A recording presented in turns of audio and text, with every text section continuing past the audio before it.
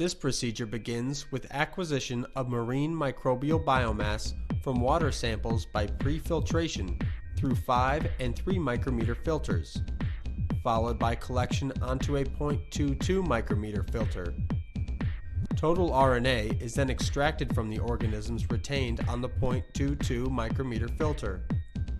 rRNA is removed from the total RNA by selective enzymatic degradation and subtractive hybridization. Enriched mRNA is amplified linearly via poly-A tailing and in vitro transcription. The amplified antisense RNA is then converted to double-stranded cDNA using random hexamers. The resulting cDNA can be cloned and sequenced or directly pyrosequenced.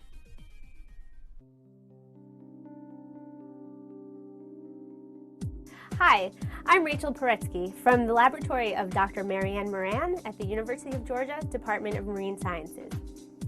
Today we're going to show you a procedure for looking at gene expression from environmental samples using environmental metatranscriptomics. Scott Gifford will show you how to process environmental samples for RNA collection.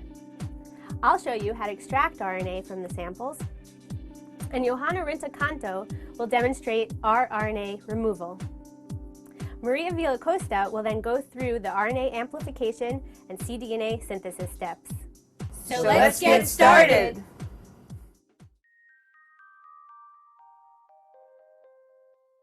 To begin the environmental RNA collection, we set up the filter line system by placing one end of the tubing into the water.